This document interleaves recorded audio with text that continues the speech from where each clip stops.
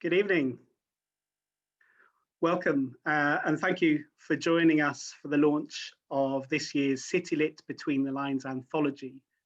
Featuring work from across the breadth of our writing courses, the anthology contains everything from poetry to prose, script writing to memoir, short story to novel writing. My name is Ian Tucknott and I'm Head of School for Humanities and Sciences, and it is my pleasure to introduce this evening's event. It's hard to believe that it was just over a year ago that we launched our 2019 anthology in what was CityLit's centenary year. And that anthology explored the themes of history and memory, time and temporality, and our human and creative experiences and responses. This was a wonderful contribution to the work we did as part of our centenary at CityLit, exploring our history and learning about our legacy, particularly at significant times in history such as the Second World War and through times of social and political change. Little did we realise that what was just around the corner and what 2020 would have in store for us and the challenges we would encounter. What we have learned and done, though, is what we have done throughout our history. We've worked together and adapted and continued to teach, to learn and to create, and persisted in our purpose of bringing people together to enrich lives through learning. This year is an equally and perhaps more important and interesting anthology because we are living through an important and interesting time. I truly feel that the past year has been a significant one for writing and for creativity on the whole, and the anthology reflects how significant these things are for us all. I'm sure I'm not alone in noticing how this year's events have affirmed more than ever the major role words, language, and the thinking that they generate play in our lives, and the understanding, solace, and inspiration they can provide. When we first went into lockdown, my instinct took me directly to poetry, and it has been words that have helped me personally through this time.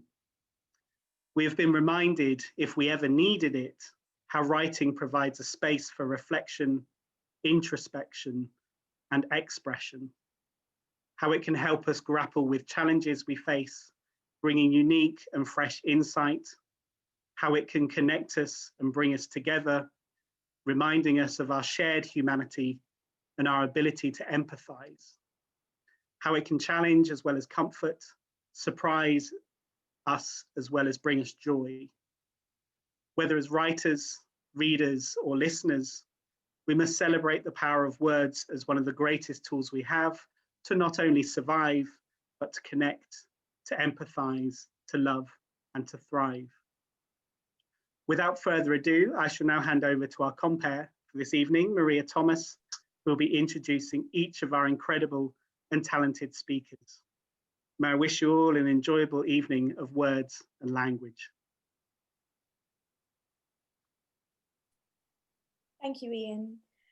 I'm very pleased to welcome Paul Mardling, kicking off our readings for this evening. Thank you. I remember dreaming spires. I remember dreaming spires. Do I eck? Reunions and gowns and port and porters. Abseiling from rooftops onto manicured lawns. And weather sprunes and blackouts and bruises. Postboxes on misty days. And dreams of youth on cold winter's evenings. And vinyl and arrogance and self-confidence. Astronomy and bikes and sheds. And locks that wouldn't stop anyone or anything. I remember when a mile was a million, and we walked across that strange exile to concrete and glass and rubbish parties filled with engineers and cheap lager. I remember water and weirs and meadows and picnics and fear and loathing and bosons and quarks and Schrodinger, and never quite belonging there, and blessed relief that I wasn't the only one. And then you. Yes, you. You somehow got even there. With hospitals and scans and laughter and crunching gears, and beer and lunches and football and tears, traffic jams and broken rules, and now knowing it's all no more. I remember mists and summertime, rowing boats and rivers, and so many lost words that come back to me now as old friends and wise youth, and you as well. Thank you. Thank you, Paul. And now I'm thrilled to welcome Norinne Betjemann.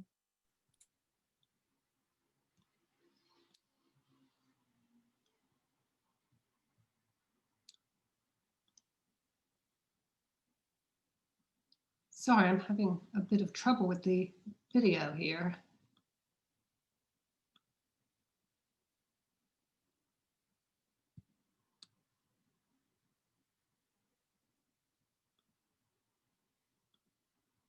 There we go. Sorry about that. I don't know why the technology is doing that. I'm going to read a very short piece called Ginger and Clarissa. The credits rolled down the TV screen. Ginger had slept through most of the program. In the bathroom, he changed into his pajamas. He squeezed a length of toothpaste onto his electric toothbrush and smiled at himself in the mirror. He might not be Ginger anymore, but he had a good set of teeth. Look after your gums and they will look after your teeth, his dentist always said. After 3 minutes, the toothbrush stilled and he replaced it next to Clarissa's bottle of Chanel No. 5. With each year since she'd passed, the perfume had increased in color and decreased in quantity. Somehow something similar had happened to his memories of their time together. For some reason, what was most vivid wasn't what they had done, but what they hadn't. Peru was on his mind a lot lately, even in his dreams. They'd been determined to go to Machu Picchu. They'd made plans. She'd bought guidebooks and identified the best time of year to go. He'd costed flights. Somehow it had never happened. He couldn't remember what had stopped them, but something had. He went to their bed and pulled back the duvet. Perhaps tonight, he and Clarissa would visit Peru together. Thank you.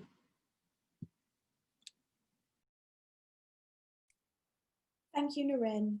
And now I'm very happy to welcome Alka Handa.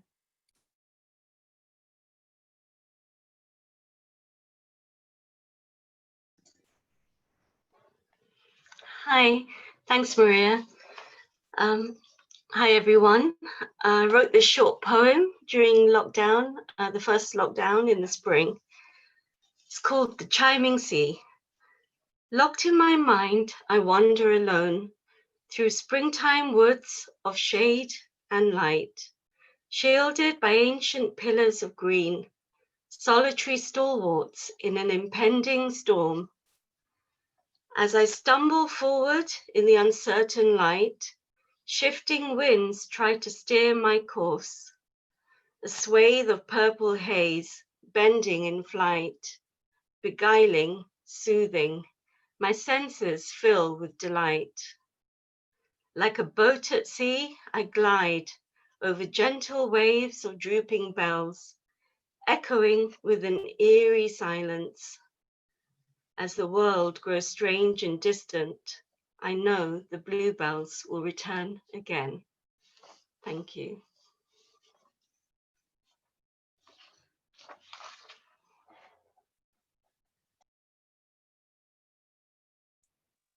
Thank you, Alka. And now I'm very pleased to welcome Zoe Ranson. Hi everyone, I'm reading from a longer piece that's called Nettles. The city is crawling, it never stops. To be still is to become invisible. Strangers flood across the bridge. From my plinth space on the embankment, I watch them surge. Endless figures, hell-bent on speed, moving painfully slow. I'm to have my portrait taken for Vanity Fair, a big deal. It's early and I'm impatient, so I pause a while by the river. In my hand is a pamphlet, a guide to an artist whose work I admire. They're different to me, At odds, you could say. I thought it would be amusing to hold their portrait in my own. I've always liked to court controversy in the slightest of ways. Slipped inside the pamphlet is a postcard. On it, a self-effacing portrait of a man. It's hard to say what age he is. Not young, maybe close to my age now. He wears a hat, a fedora with a striped band around it, glasses too, thick and black-rimmed. He's a poet, but he's a junkie. Perhaps the fact he's a junkie makes him a better poet. I can't linger on him too long, or else his lips begin to move in an indecipherable staccato. There were words scratched on the back from my brother. The last I heard. A sphinx, I think of him. Absence or abscess. A gap through which quiet memories flit, easy as summer careless butterflies. A tall figure cuts across the melee. She moves with the upright self-possession that made my school friend distinct, and I feel my heart quicken along with my pace. Sharp scent of melon, then cinnamon donuts, the smell of childhood. I follow her, a papery wind snapping at my ankles. A knot of tourists in goose-down coats, voluminous as inflated life jackets, parachute across my view. If only I were taller, same thought then and now. I crane around the group, knowing that she's lost, vanished, nowhere to be seen. There was never anything certain about Lux. She's mercurial. That's what made her irresistible and fatally flawed. Thank you.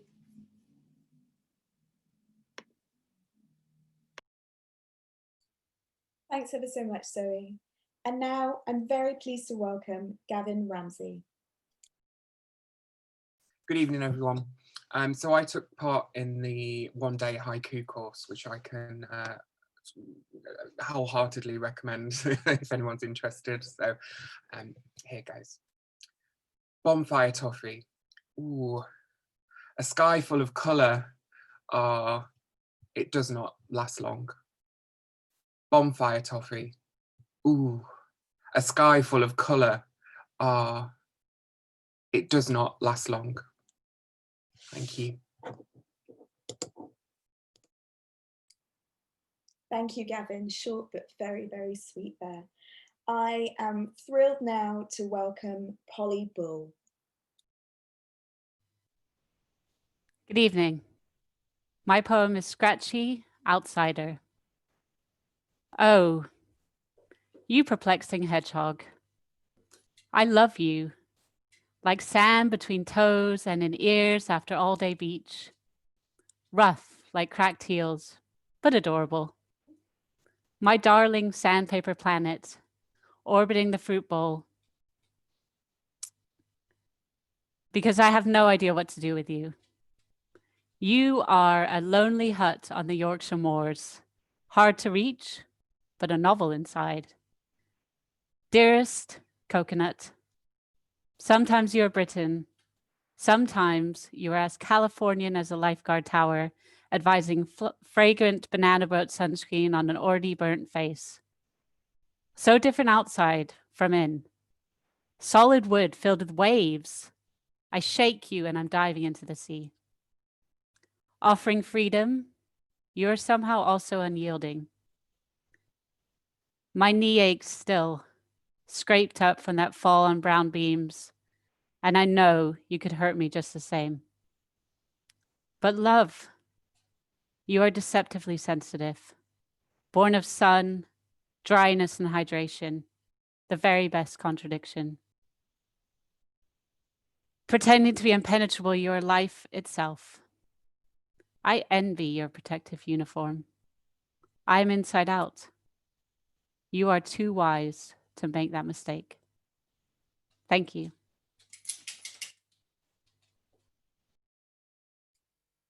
Thank you, Polly. And now I'm very pleased to welcome Karina Vidler.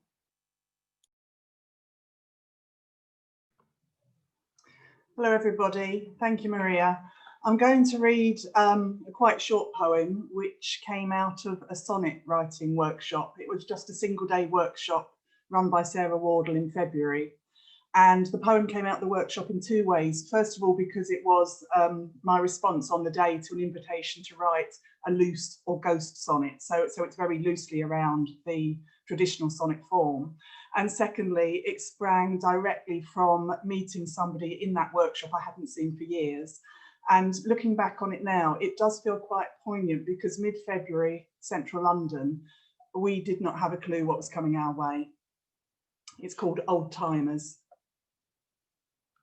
We haven't seen each other in years. Last time, you brought me pastries. I clapped enthusiastically at your reading. You say I'm looking younger. It's true, I've had blonde plastered over the grey. At lunchtime, we dig to unearth the gem at the heart of this, find it in a joke about never quite getting what we want. You sing me some of your lyrics. I can't hear, but catch your meaning in your earnest face. You say kindly, someone is ogling me, and we agree we're both getting old. Find travelling into town exhausting. Acknowledge maybe the best has gone by. Thank you.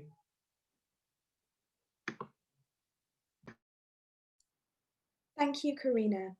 And now I'm very pleased to welcome Michael Klimes. Evening, everyone. Thanks for coming. I'm going to read two short poems.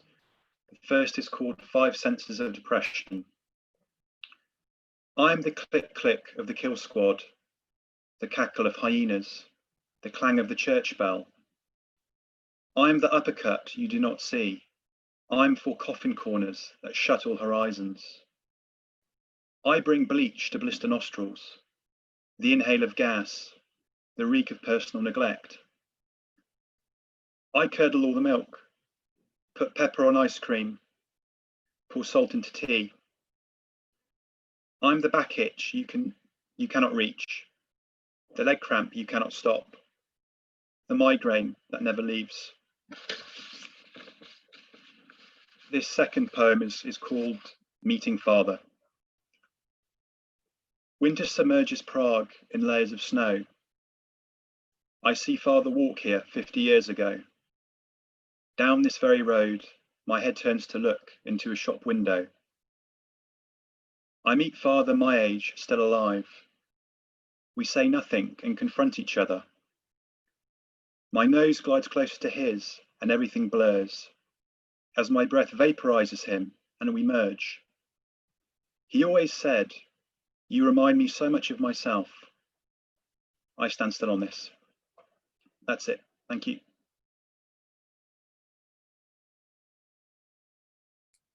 Thank you very much, Michael. And now I'm thrilled to welcome Lauren Farmer. I will be reading an extract from a novel that I'm working on called On Loan. We've already ordered wine, Katie points enthusiastically towards the ice buckets. Figured getting 4 bottles was cheaper than all just ordering glasses, Katie says. My shoulders drop. I bet that was her idea. Oh, yeah, no worries. How is everyone? I reply. Good, good, we're starving, Annie says. The waiter appears again, handing me a menu, and places down the table bread and olives they must have ordered before I arrived. I recommend 3 to 4 dishes per person, but of course sharing, so you get to try a bit of everything, he says. My eyes dart around the Italian tapas menu, the truffle tagliatelle, duck ragu, and sea bream way down the page, oozing richness and indulgence. I only had a bowl of muesli for breakfast, but the familiar clump of uneasing my stomach squashes any hunger. £8 for one dish, £10 for the meat ones, another £15 for the table bread and olives. Wine is £25 a bottle, that's another £20 each. Maybe if I chose the cheapest dishes, it would bring the bill down, even by just a little bit. Licking their lips as their fingers carefully work their way down the menu, my friends taking each dish, making ooh and noises in anticipation of what's to come. Katie impatiently puts her menu down. I think to stop ordering too much of the same thing, we should order as a group. Maybe if we get one of everything on the menu. Katie looks around the group. What do you reckon? Everyone nods, clearly happy someone has made the collective decision. Then they all put the menu down and begin talking. Smoothly, effortlessly. Instead, I'm doing the maths. The £57.63 in my bank account won't cover this. I excuse myself to go to the toilet. Hold on, I'll come with you, Katie says, instantly getting up to join me. Shit. In the cubicle, I sit on the closed lid of the toilet seat. Like a sand timer, I hear Katie peeing. My hands shake as I open the app PayPanda. Welcome back, Brittany. No paperwork, no obligation, no fees, the homepage reads. I tap £100, selecting other as the reason for the loan. My thumb hovers over the confirm button. Katie finishes peeing. I have no other options. Approved. Just like that. A bitter exhilaration runs through me. I now owe £800, 59.9% APR. I flush the toilet. This has to be the last time. Thank you. Thank you very much, Lauren. And now I'm thrilled to welcome Alex Morrall. So this is a poem called Antidote. Leslie gives you the syringe. This is the antidote to ghosts. So you look the other way as she injects its synthetic yellow fluid. You take the pinch, you wince. You try not to ponder the nauseating realities of your charging circulatory system. And when done, and when sunk in and rinsed round, you lie back, deep breathing. You smell the clear air open up like a flower and thank your life and wait until the ghosts heaping up against the door force it open all over again. Thank you very much, Alex. And now I'm happy to welcome Neil Douglas.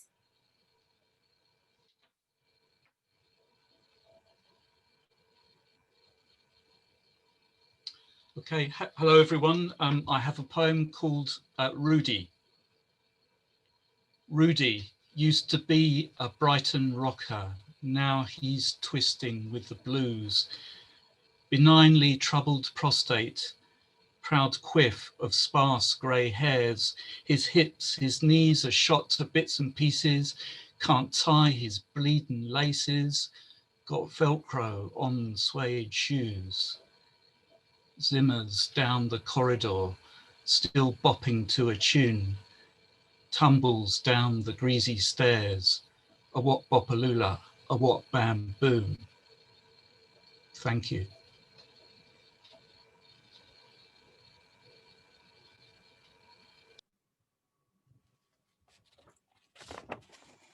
Hi, this is a short flash fiction piece from Character and Focus Move, just a photograph on the wall, and we just had to write character on it, and this is what came out. Cheese and chips.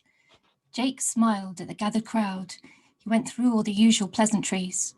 Okay, all say cheese, cheese and chips, that's right, little ones in the front, Dad, you kneel down, holding the baby, that's it, and lovely. Her grandmother smoothed out her lilac dress. The best man awkwardly adjusted his new nylon tie. The bride's white gown billowed out in a sudden warm gust of wind. But as Jake turned his camera on it, suddenly the focus zoomed right in as if on its own, out of control of his fingers. Now all he could see for the viewer was white. White dominated the screen like its loneliness, threatening to take over. Oh no, it's not going faulty on me, is it? He thought. And then the gold wedding band on his own middle finger started feeling itchy and sticky for some reason, and he wanted to take it off. What's going on? What's going on? Sorry, folks, wait a mo. He tried to fiddle with the lens, but now his hands had left the black surface all wet. I want to get this fixed, he fumbled. The bride's dress continued to gently lift, swell and swing in the breeze before him, with her laughing as she tried to hold that down with one hand, the other wobbling unsteady as it tried to balance under its huge weight of flowers. Jake felt his breath stiffen, and the discomfort with the ring was obstructing all his thought. You just readjust the millimeter focus and aperture back in 1216, but I can't readjust it, he fretted as once again his hand slipped. I'm going nowhere. The child started moaning about when he could have cake. Not now, be still, you can have it later, his mother replied firmly. Jake's phone bleeped, a text from his wife.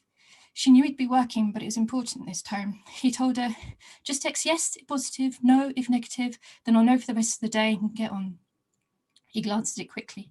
His breath tightened, but it was a no. Trying for so long, and a run of tears at dinner tonight again from her, of course, tears tonight, but as if that old movie cam had already quietly begun. His hands were still hot, but at least now I felt dry with their relief, and he didn't mind if his own old dampening jowly face had to take it, as long as he could work. Nobody saw the photographer. He blinked back on the slight blur, only that great big bouquet now needing to wobble back into focus, and then all would be all right, firm, clear. Then hold it, sharpen on the rest, good. Yep, right on that gown there, beautiful. All right, you folks, I'm ready. Cheese and chips, please, cheese and chips.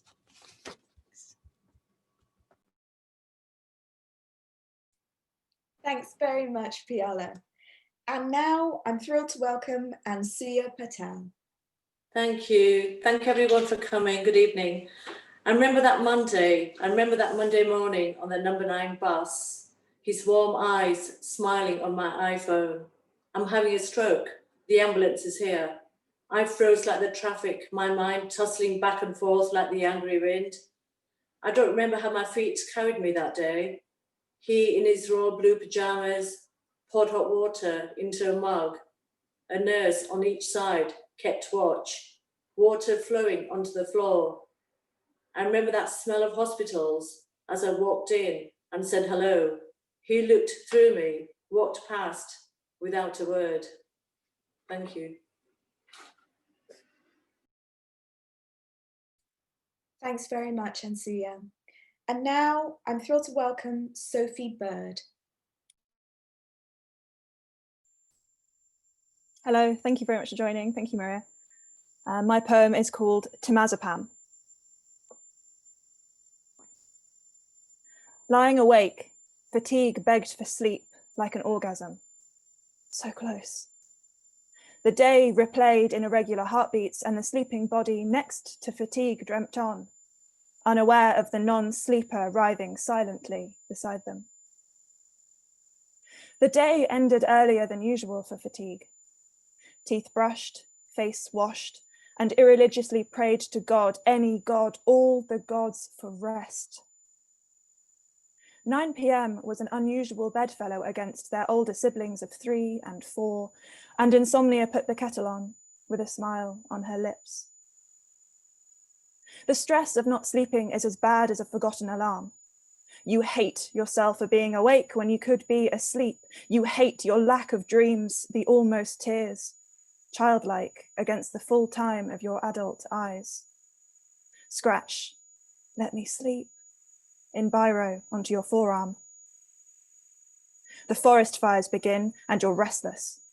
The week becomes a schedule of sleep and no sleep. I'll lie in the day after tomorrow, but tomorrow is an unreachable state of being. It's always today. May as well say, I'll sleep when the cock crows midnight. Fatigue looks at her clock. Insomnia pulls the hours off night like a daisy and forgets to kiss her children goodnight. Fatigue hears the witches playing in the street through her earplugs, but rolls her head under her pillow, counts backwards from 100. A decade ago, sleep came easily and stayed long. Fatigue went by a different name. Insomnia didn't press her knuckles into fatigue's eyes. There's no rest for the wicked, and fatigue wonders what she did to deserve the endless scaffolding that keeps her awake. Fickle dreams pile up their calling cards and eventually stop trying. She doesn't want to play with us, they mutter. Thank you very much. Thank you, Sophie. And now I'm thrilled to welcome Susan Carberry.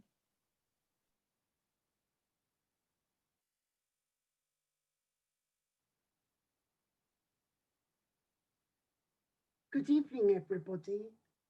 Thank you for coming to this reading this evening. My name is Susan, and I'm going to read my poem, All Seasons. Winter's skeletal fingers curl around naked trees. turning them white, smothering their lifeblood with frost and snow. Cold, strangled earth lies in pools of frozen time, thawing at spring's renaissance, heralded by snowdrops, crocuses, daffodils, a profusion of colour following months of monochrome.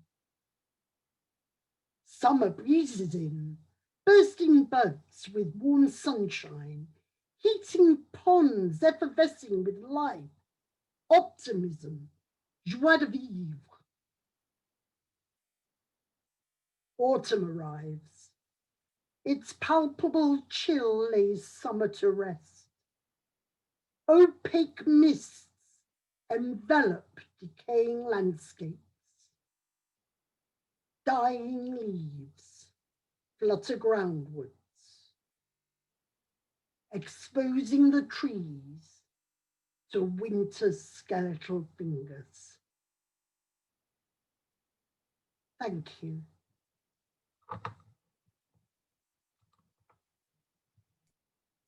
Thank you very much, Susan. And now I'm very pleased to welcome Thordis Thorsteins.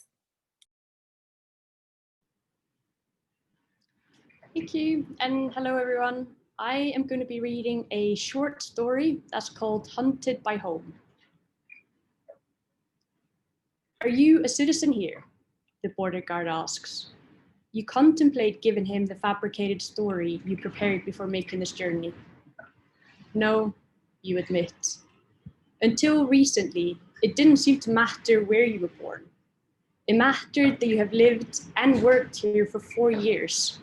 Not that this is too short to qualify for citizenship. Your idea of home is now irrelevant, next to the proudly stated country on your passport. The guard's shirt had clearly not been ironed this morning. A half-eaten apple by his side is starting to turn brown. The long line of people behind you suggests that he won't get a chance to finish that apple for a while. You're sure he's had multiple conversations like this one. Everyone wants to be at home during these times. But what does home mean? You and him don't seem to agree. To him, it matters that you and your partner, who is a citizen, decided the marriage wasn't for you. To you, it matters that your most cherished items that make a flat into a home are here. The red wool jumper that your partner brought back from Lapland, the one you've almost worn out, but is still your first choice protection from cold autumn evenings. The handwritten apple pie recipe prepared by your grandmother that you know off by heart, but still read every time. You've been here long enough to know your way home from almost any district north of the river. You know where to get the best Sunday roast and which routes to avoid in the morning. But you can't prove that you haven't called your birth country home since leaving at 16.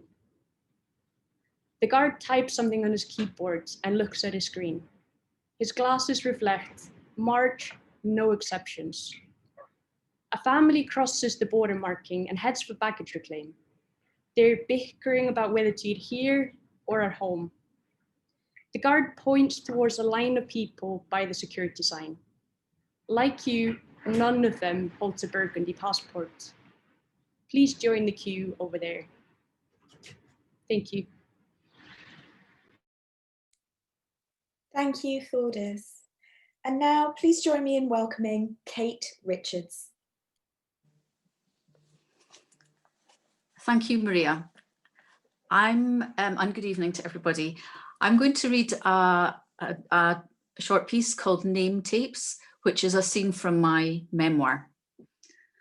It sticks to last night's veneer of chip fat and sugary rings of iron brew on the formica.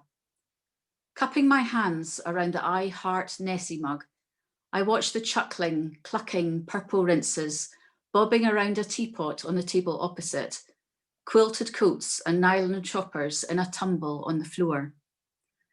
On the walls, photographs of the Cairngorms and Loch Morlich, their laminated corners curling, chart the meanderings of a local artist. I remember Mum had bought name tapes for my school uniform, sewing them into my purple blazer, skirt and jumper. Even the regulation socks and gym pants had to be identified with Kate Richards in Times New Roman. A year ago, I'd ordered 50 name tapes and taken them to Dad's cottage, where, although the spiders had spun cobwebs over the ash in the grate, the acrid smell of peat smoke still lingered. The sewing tin with the blue cows on the front I remembered from childhood, the hinges rusted, was in a drawer beside his pipe. I'd sewn the white labels onto his socks, pyjamas and checked shirts, stitching round the edges at first, then just enough to anchor each end, my fingers punctured and dotting blood, eyes watering as smoke blew back down the blocked chimney. The residents should have finished breakfast by now, I thought, taking my Nessie mug to the till, the girls' shellac nails tapping the keys like seagulls' feet on a car roof. Dad was in one of the blue, white, clean armchairs in the sitting room, in Nike tracksuit bottoms and sweatshirt I didn't recognise. His favourite shirts with buttons, too time-consuming for the staff who now dressed him in easy care. Shall we sit in the garden? I've brought your straw hat. He looked up, a drooping tulip revived by water, revealing a new gap in his teeth as he pulled back his lips. Holding his arm as he slippered along the lino, I didn't need to shield my fingers as I keyed in the code for the door. His hand on my shoulder, I pointed out bird's foot trefoil, the colour of custard, and purple mountain pansies, plants he'd taught me to identify as a child. On the bench under the larch, he tilted his face to the sun, the wrinkles around his eyes softening as his hand groped for mine. Can I take a photo? Dad opened an eye. Kneeling, I held up my phone, leaning forward to frame his head. His eyes seemed sunken, shriveled, his cheeks dappled by the sun under the perforated brim of his straw hat. There's a navy ribbon around the brim, and attached to the ribbon is a white name tape, spotted with blood and anchored at each end. His name, Tony Richards, embroidered in Times New Roman. Thank you.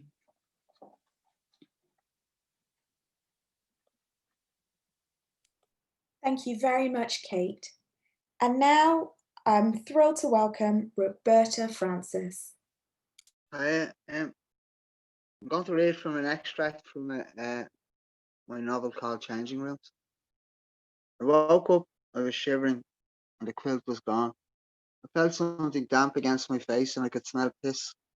I shuffled and opening my eyes saw a lump wearing a black coat. My back felt so sore and so bloody stiff.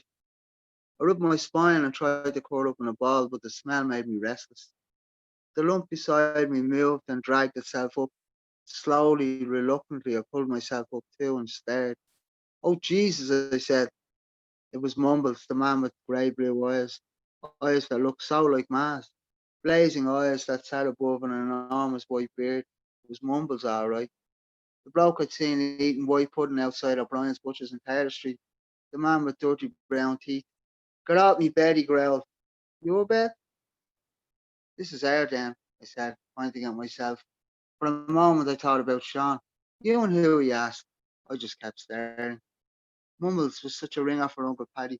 The hair was longer though, and so was the beard. Both were matted like one of those Rastafarian lads I'd watched on the old grey whistle test. I looked him up and down. His belly wasn't as round. He definitely lost weight. But I thought he'd still be staying in a homeless hostel in town. Well, that's what Aunt Nuala said. He kicked you out Broad Street? I asked boldly. The man hesitated and made a strange grunting noise. He fell back in the mattress, then hit the wooden panels behind him. For a moment I felt sorry for him, but then I thought about Ma. I looked around the den and the floor was covered in empty Guinness bottles. On the panel opposite, an old pair of grey slacks hung from a nail. The slacks were crumpled and had a belt and silver buckle. Next to them, a striped orange shirt hung from another nail, and as I scanned the floor again, I saw a bell, just like the one Uncle Paddy used to ring. I moved my right leg towards the bell, pointing at it with my foot. Now, Mum's the word, he said, and he watched. Mumbles pushed his hands into the pockets of his muddy coat. Was he looking for a stash? Just the way I did when I hid stuff. I started laughing, but then I got angry. This is Uncle Paddy. I wish to God he'd go back. Poor man was up the wall, but worried. I hope it's not fish fingers you're looking for, I said. He twisted awkwardly like he was wearing a straitjacket. Then he took out the nagging bottle, unscrewed the cap, and clearing his throat, spat. Lifting the bottle, he swallowed the whiskey in one gulp. That made me feel sick. Were you out all night? He said, twitching his head and wiping whiskey from his beard. No, I got lost, I said, as the branches outside rattled and scratched the rusty tin roof. I shuddered. Lost? Will your man not be worried? He said. I looked at those swift blue-grey eyes of his, soft blue-grey eyes of his. Well, son, you know yourself. Would you not go back to Aunt Nuala? Ah, now, don't mention the war. He turned his head away and his hand started slapping the back of his head. That made me laugh, but only for a second. Does she agitate you? Ma Baker, I said. Dublin's not safe, you know, for your kind, he said. What kind? I said, and a boat whistled in the distance. Ah, he moaned, the Abbey Theatre kind, of course, all dressed up in top hats and pails, wigs and coats. He stopped and stared at me for a minute, twitching. I twitched back nervously. Then fighters danced. I met your sort in the Navy. Portsmouth, Marrakesh, the Arden Islands. He stretched his neck and stood up, then leaping towards the door, he roared, she's all mouth! He started to shake. His arms stuck out either side of him like a scarecrow. He coughed and his whole body seemed to go into convulsions. I was scared, but I didn't move. Leaning over me, he started searching through his bag. He rolled towards the door and pushed against it with his shoulder. We looked through the park at the figures walking slowly, a gang of hooded shadows bouncing around the wide open space were looking our way. They all had their hoods up. Uncle Paddy looked at me. Look, he said, we'd better. No bollocks, any of them, he shouted and closed the door. Have you any grub, he asked. No. Move over there and give an outfit some room. As he leaned gently to his side and made some space, outside the sun tried hard to break through the dark clouds, and he rustled around in his bag, then took off his cap and produced a big cube of silver paper. I got this lot in the Little Flower on Mead Street. Do you know it? I'm from Fairview, I said. That's it. Thank you. Hello, that's me. Thanks, Roberta. I just finished there because it was over 3 minutes, you know. That's fine. Thank you very much. And now I'd like to welcome Carol Misc. Hello.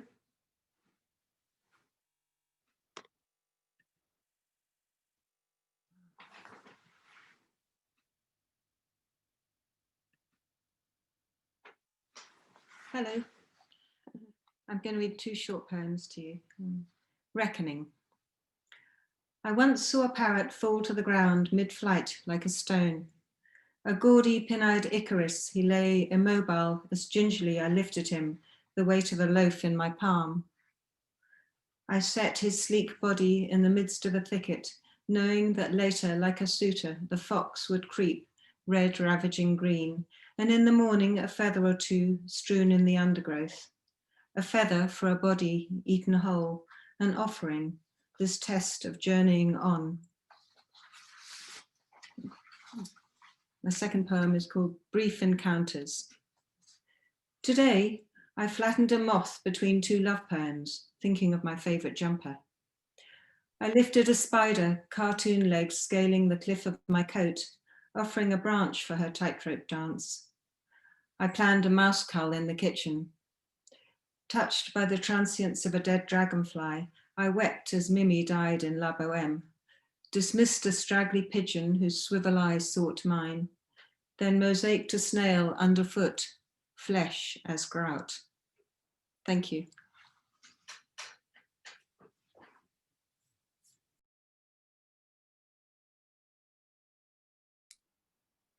Thank you, Carol. And now our final reader of the evening, I'm thrilled to welcome Sarah Hall.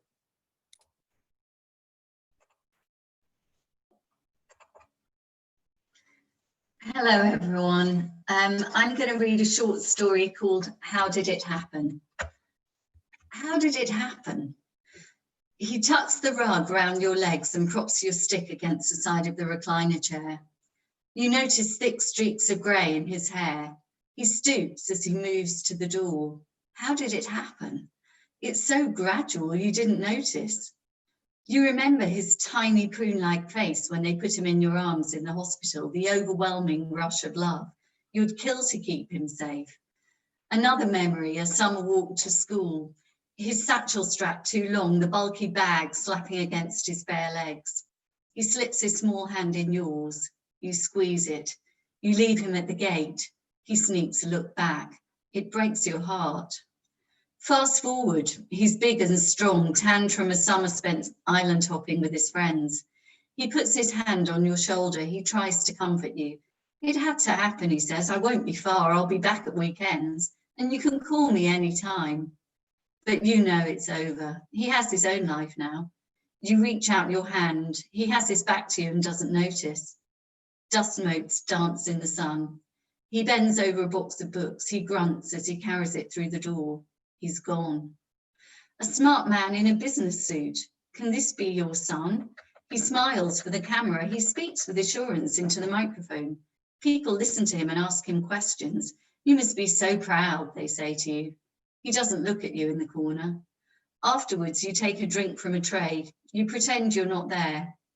He speaks to a woman who smiles at him a lot. She puts her hand on his arm. She throws her head back and flashes her white teeth. Meet Pearl, he says some months later. Pearl takes your hand. Hers is small and dry. She doesn't look at you. He moves to London and then New York. You see him on TV. Pearl stands beside him. She doesn't look at the camera. He sends you letters and cards. Then they stop. He sends you emails and texts, but you don't know how to use the iPad he gives you. You have to move with the times, he says. You don't tell him it's hard. He sends you pictures of the christenings and birthday parties. They look so like him, not like Pearl at all. Pearl looks sad in the pictures. You don't feel victorious. A phone call. He's coming home. Pearl isn't. You rarely see the children. They live with their mother. You rarely see him. He lives in a big house in a gated community. He says he's happy. He won't meet your gaze. Your flat feels too big. The cat dies. You slip getting out of the bath. You press the panic button and he calls an ambulance. It's for the best, he says. You're not so sure. The days are long. The residents aren't friendly. They look right through you. He rarely visits. He says he cares. You're not so sure. You look at your gnarled, knotted hands. You look at the lines round his tired eyes. How did it happen? Thank you.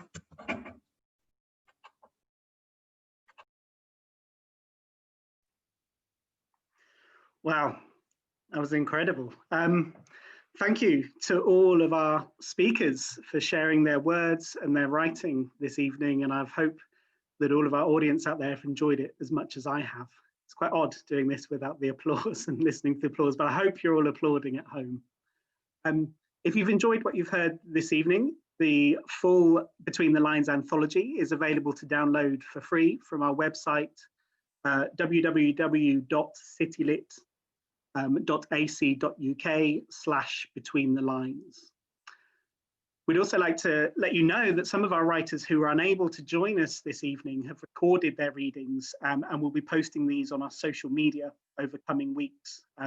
If you don't already, you can follow us on Twitter at CityLit Writing or on Facebook at CityLit Creative Writing. Finally, I'd like to give a huge thank you to our editors, Claire Allen, Helen Cox and Maria Thomas, and also thank you to Maria for comparing this evening. I'd like to thank Jackson Ariado for his design, editing and coordination, Catel Pinchon for project management, and also Sam Bunker for her technical support this evening. Perhaps more importantly, I'd like to thank our talented, inspiring and hardworking teachers for continuing to work their magic over the past 2 terms and of demonstrating that online learning can be as good as that which takes place face-to-face. And of course, my biggest thanks is to all of our writers who choose to learn with us and have continued to learn with us through this challenging year. Of course, if anyone out there has been inspired by our writers this evening and are interested in discovering or nourishing your own inner writer, then please visit www.citylit.ac.uk to explore our courses. And these run from beginner to advanced and in whatever genre of writing you might be interested in.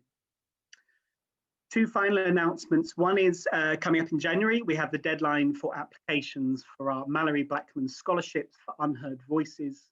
And these are open to any of our current students and aim to support the development of underrepresented voices in writing.